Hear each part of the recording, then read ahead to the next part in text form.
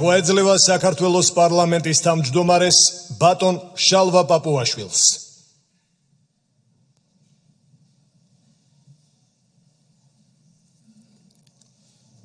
მივესალმები საქართველოს არჩეულ პრეზიდენტს, მივესალმები პრემიერ-მინისტრს, მთავრობის წევრებს, მივესალმები საარჩევნო კოლეგიის წევრ პარლამენტარებს, ავტონომიების და თვითმმართველობების წარმომადგენლებს, მივესალმები კონსტიტუციური ორგანოების ხელმძღვანელებს, საქართველოს პატრიარქის თანამოსაყდრეს და წმინდა სინოდის წევრებს, სხვადასხვა რელიგიური კონფესიების წარმომადგენლებს, მივესალმები საქართველოს თავდაცვის ძალების მეთაურს, გენერლებს, სამხედროებს, პოლიციელებს, მივესალმები მმართველი პარტიის საპატიო თავმჯდომარეს, მოწვეულ სტუმრებს, მოგესალმებით საქართველოს ყველა მოქალაქეს, ქვეყნის შიგნით და გარეთ. დღეს ისტორიული დღეა. ყველა საქართველოს პარლამენტში და მის სასახლეში, ამ ისტორიულ დარბაზის კედლებში, სადაც გამოცხადდა საქართველოს დამოუკიდებლობა და ხელი მოეწერა დამოუკიდებლობის დეკლარაციას, აქ, სადაც ფიცი დადო საქართველოს პირველმა პრეზიდენტმა 33 წლის თავზე, ჩვენ მართავთ საქართველოს მე-6 პრეზიდენტის ინაუგურაციის საზეიმო ცერემონიას. დღევანდელი ცერემონიით სრულად შედის ძალაში საქართველოს კონსტიტუციის ახალი რედაქცია და მყარდება საპარლამენტო რესპუბლიკა, რამაც კიდევ უფრო უნდა განამტკიცოს ხელისუფლების დანაწილების პრინციპი და გააძლიეროს ჩვენი ქვეყნის დემოკრატიული საფუძვლები. 2 კვირის წინ, 2024 წლის 14 დეკემბერს, აქ, ამ დარბაზში, ახალი კონსტიტუციური წესით გაიმართა საქართველოს პრეზიდენტის არჩევნები. 300 წევრისგან შემდგარმა საარჩევნო კოლეგიამ 224 ხმით საქართველოს პრეზიდენტად ბატონი მიხეილ ყაველაშვილი აირჩია. ქართული პოლიტიკის გამოცდილება გვიჩვენებს, რომ პრეზიდენტის სტატუსი დიდ პატივთან ერთად დიდი პასუხისმგებლობაცაა.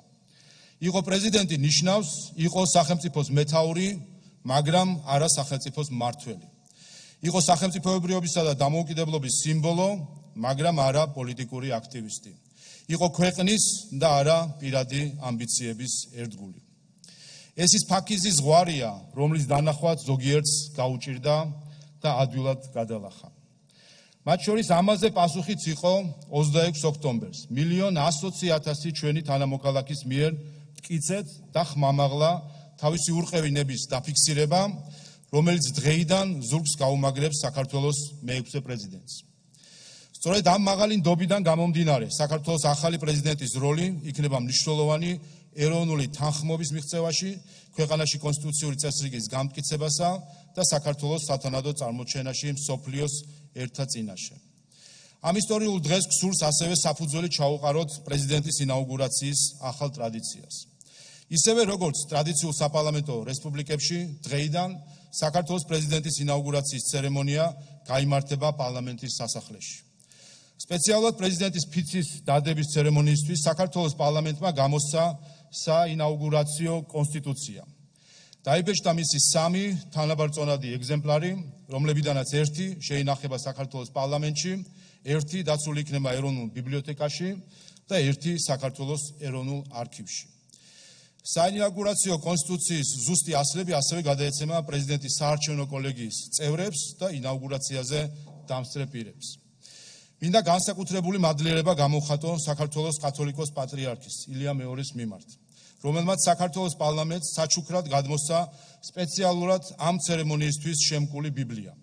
ისევე როგორც საინაუგურაციო კონსტიტუცია, ეს ბიბლიაც დაცული იქნება საქართველოს პარლამენტში, როგორც მომავალი პრეზიდენტების საინაუგურაციო ბიბლია. მეგობრებო, დღეიდან საქართველოს ეყოლება პრეზიდენტი, რომელიც ხალხის ჭეშმარიტ ნებას და კონსტიტუციას დაიცავს. დღეიდან საქართველოს ეყოლება პრეზიდენტი, რომელიც ეროვნულ ღირებულებების და ინტერესების სადარაჯოზე იქნება. მინდა ბატონ მიხეილ ყაველაშვილს უსურვე ყოველი წარმატება მისი საპატიო მისიის აღსრულებაში. ღმერთი იყოს მისი და ჩვენი სამშობლოს მფარველი. მადლობა.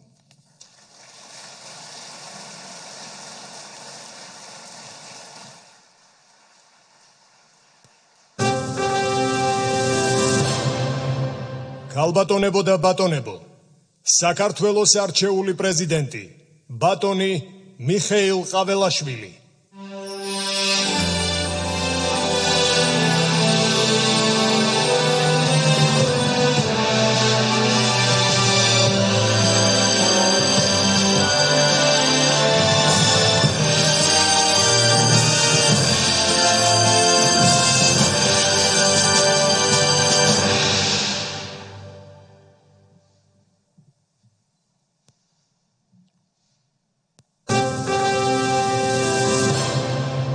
საქართველოს პრეზიდენტის სპიცი.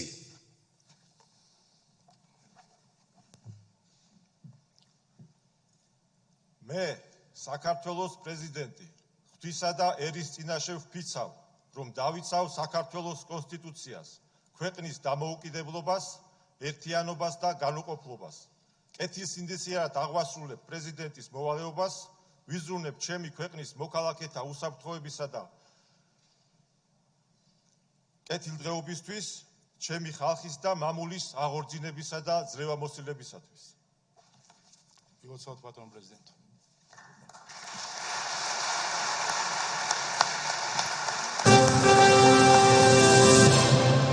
საქართველოს სახელმწიფო ჰიმნი.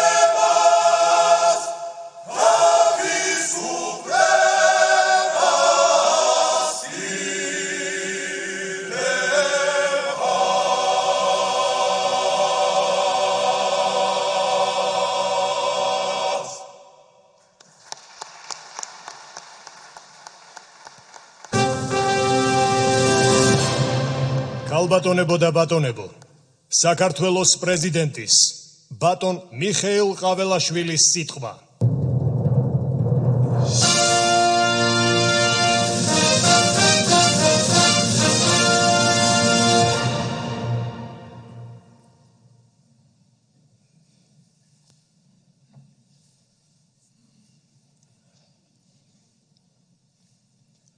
მოგესალმებით საქართველოს პრემიერ-მინისტრს, საქართველოს პარლამენტის თავმჯდომარეს, პარლამენტარებს, მინისტრებს, მმართველი პარტიის თავმჯდომარეს, კონსტიტუციური ორგანოების ხელმძღვანელებს, ავტონომიური რესპუბლიკებისა და ადგილობრივი თვითმმართველობის წარმომადგენლებს, საქართველოს მართლმადიდებლური ეკლესიის სინოდის წევრებს, სხვა კონფესიის წარმომადგენლებს, გენერლებს, სამხედროებს, პოლიციელებს.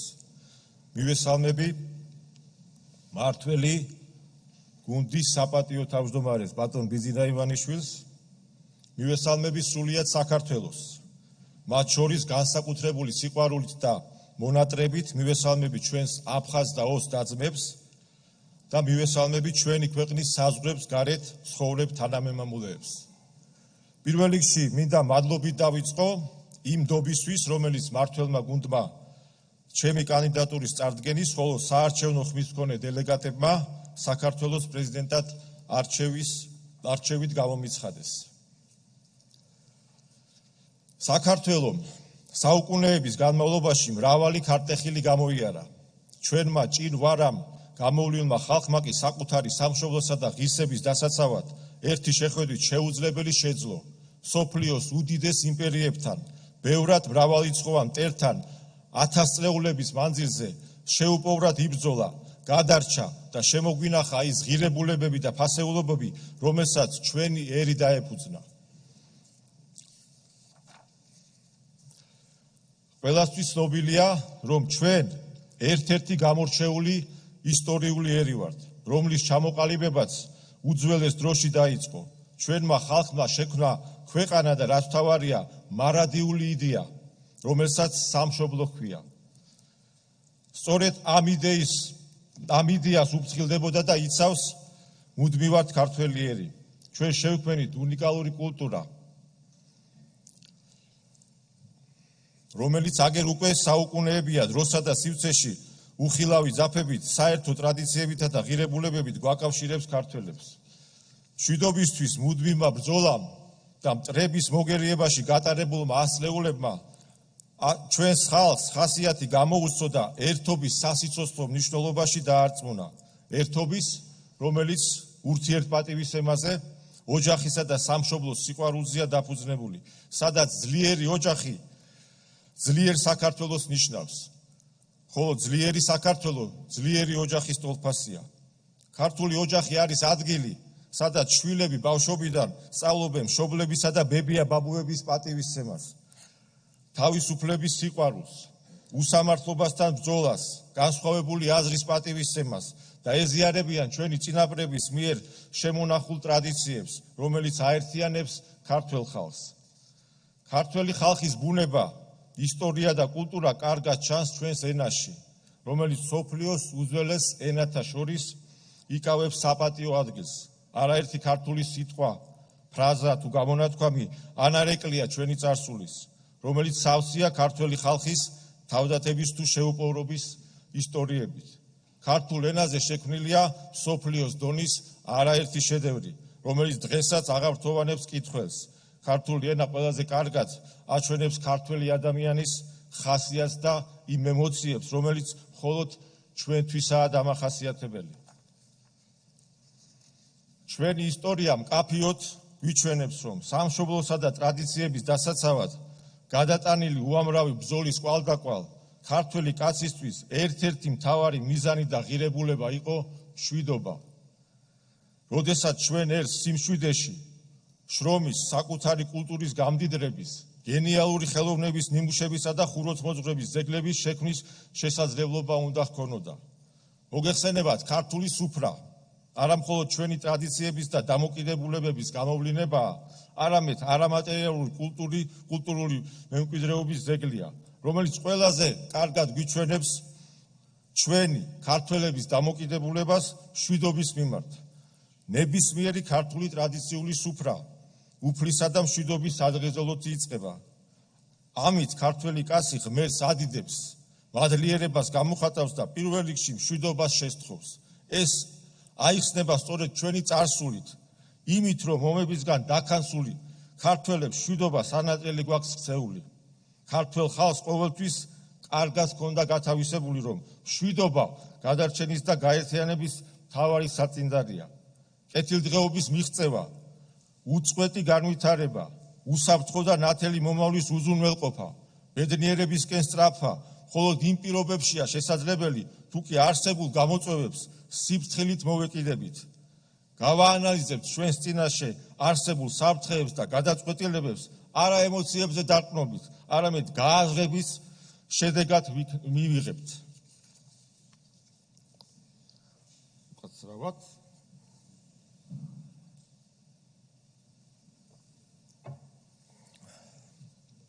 ალბათ დამეთანხმებით, რომ ჩვენ ქართველი ხალხი განსაკუთრებული ემოციებით გამოვირჩევით, რიცაც ჩვენი არაკეთილმოსურნეები ხშირად სარგებლობენ. სწორედ ამიტომ განსაკუთრებული სიფრთხილე და წინდახედულობა გვმართებს. წარსულში დაშვებული შეცდომების გაანალიზება უნდა იყოს თითოეული ჩვენი მომავალი გადაწყვეტილების საწინდარი. ჩვენ ხელმძღვანელობთ მხოლოდ და მხოლოდ ჩვენი ეროვნული ინტერესებიდან გამომდინარე. ბოლო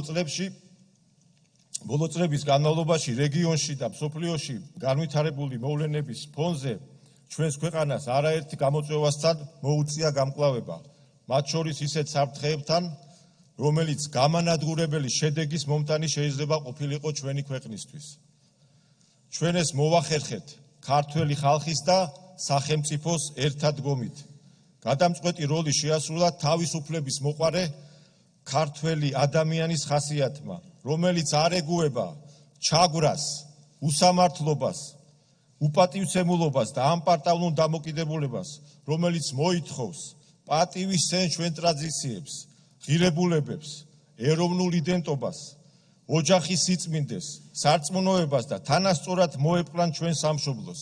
სწორედ ასეთი მტკიცე, შეუპოვარი ხასიათის დამსახურებით მოახერხა ქართველმა ხალხმა და სახელმწიფომ ამ უთანასწორო ბრძოლაში მშვიდობის შენარჩუნება, უსამართლობასთან და სიცრუესთან გამკლავებით. თანაც ისე, რომ ვაგრძელებთ ეკონომიკურ წინსვლას, განვითარებას, ჩვენი ქვეყნის გაძლიერებას და ევროპული ოჯახისკენ სვლას. ქართველი ხალხი საუკუნეების განმავლობაში ჰარმონიულად თანაცხოვრობდა განსხვავებული ეთნიკური თუ რელიგიური კუთვნილების მქონე ხალხთან. ჩვენ ყოველთვის გამოვირჩეოდით ჰუმანური ბუნებით, განსხვავებულობის პატივისცემით, მაღალი ტოლერანტობით და რაც მთავარია, ყოველთვის ვიცოდით განსაკუთრებული მეგობრობა და ერთგულება, მოყვასის სიყვარული და პატივისცემა. სწორედ ამიტომ სხვადასხვა ეთნიკური წარმომავლობის მქონე ადამიანები ძალიან მალე თვლიდნენ საქართველოს საკუთარ სამშობლოდ და საჭიროების შემთხვევაში ქართველების მხარდახარ იბრძოდნენ მის დასაცავად. ისტორიას უხვადა აქვს შემორჩენილი მსგავსი გმირობის არაერთი ფაქტი. მიხარია დღესაც ეთნიკური უმცირესობის წარმომადგენელი ჩვენი მოქალაქეები აქტიურად არიან ჩართული ჩვენ საზოგადოებრივ პოლიტიკურ ცხოვრებაში. მინდა მადლიერება და განსაკუთრებული სიყვარული გამოვხატო მათ მიმართ. ჩვენი ვალია თითოეულმა მათგანმა საქართველოს სრულყოფილ მოქალაქედ იგრძნოს თავი.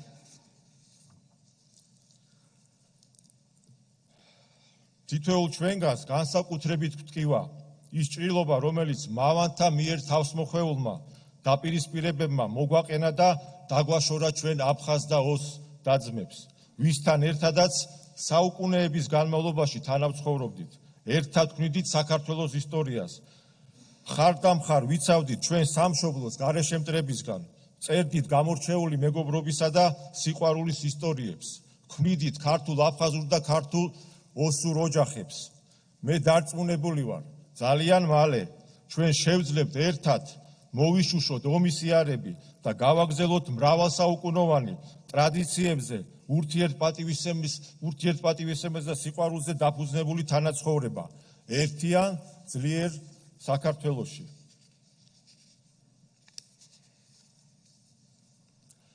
დღეს ჩვენი ქვეყანა დგას გარედან თავსმოხვეული საზოგადოების ხელოვნური პოლარიზაციის წინაშე. ჩემთვის საქართველოს თითოეული მოქალაქე ძვირფასია. მათი შეხედულებების თუ პოლიტიკური კუთვნილების მიუხედავად. მე ვაპირებ ვიყო ყველას პრეზიდენტი. იმის მიუხედავად, ვის მოვწონვარ და ვის არა. ჩემი მომავალი ძალისხმევა მიმართული იქნება საზოგადოების კონსოლიდაციის და გაერთიანებისკენ. მიუხედავად იმისა, ვის რა შეხედულებები აქვს ამა თუ იმ საკითხზე. ჩვენ უნდა მოვახერხოთ გაერთიანება, ჩვენი სამშობლოს ღირებულებებისა და ურთიერთპატივისცემაზე დაფუძნებული წესების გარშემო, მომავლის გარშემო, რომლის შენებაც ჩვენ ერთად უნდა განვაგრძოთ. ყველასათვის ნათელია, რომ ჩვენ ვართ თავისუფლების მოყვარე ერი და ჩვენი გამორჩეული ღირებულება თავისუფლების სიყვარულია.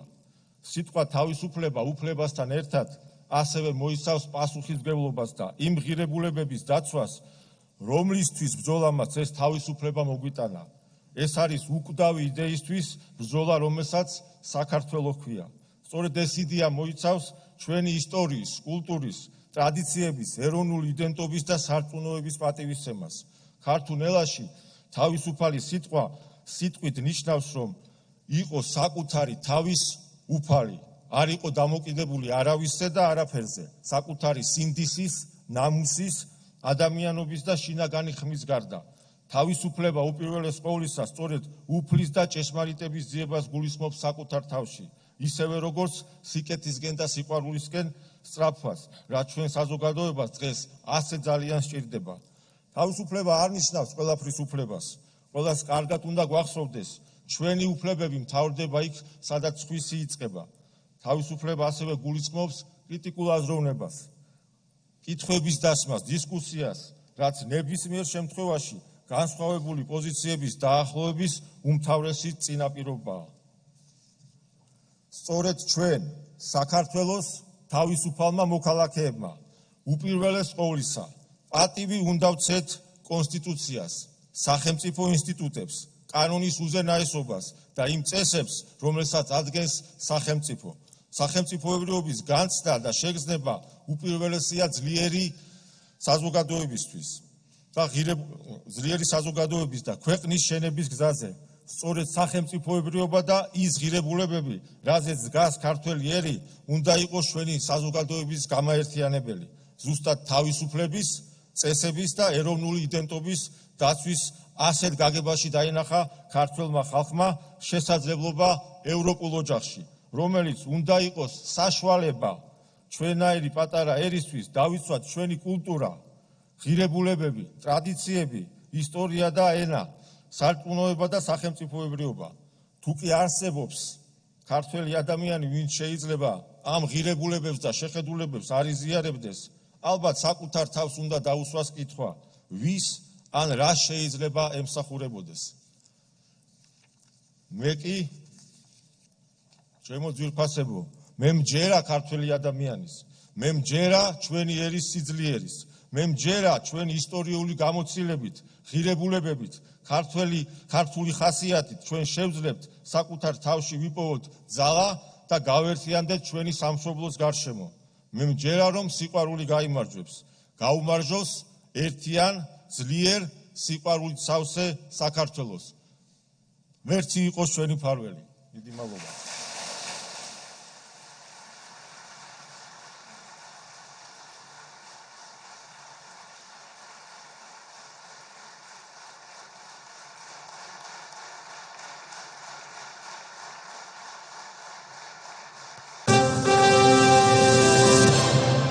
საქართველოს პრეზიდენტის ინაუგურაციის ცერემონია დასრულებულია.